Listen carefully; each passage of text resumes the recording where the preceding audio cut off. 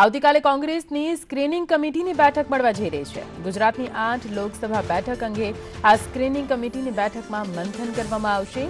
મહેસાણા, સાબરકાંઠા, ગાંધીનગર બેઠક માટે પણ મંથન, તો અમદાવાદ પૂર્વ, સુરેન્દ્રનગર અને અમરેલી બેઠક અંગે પણ ચર્ચા કરાશે। ખેડા અને સુરત બેઠક અંગે પણ સ્ક્રુટિની કરવામાં આવશે।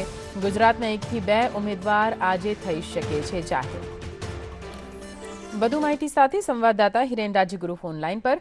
હિરેન, જાણવા માંગીશું, કોંગ્રેસ હજુ પણ ગુજરાતની 26 બેઠકોમાંથી કેટલીક બેઠકો પર અટવાયેલી છે। સ્ક્રીનિંગ કમિટીની બેઠક, કદાચ તેમાં આ ચર્ચા થઈ શકે?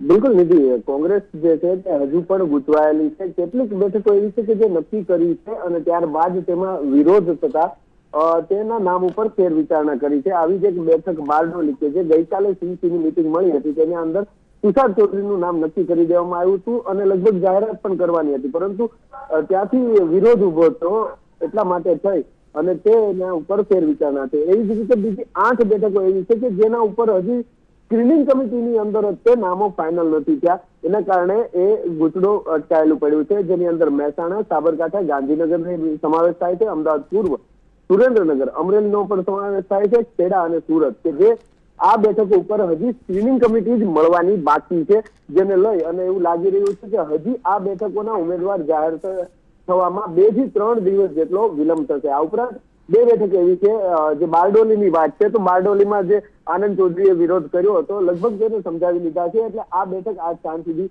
જાહેર થઈ જાય તેવી જાણવા મળ્યું છે। તો આ ઉપરાંત બીજી દાહોદ બેઠક એક એવી છે કે તેના ઉપર પણ સહમતિ સધાઈ ગઈ છે, એટલે એ બેઠક પણ કદાચ જાહેર થઈ જાય, એટલે 2 જેટલી બેઠકો, 1 થી 2 જેટલી બેઠકો આજે જાહેર થશે।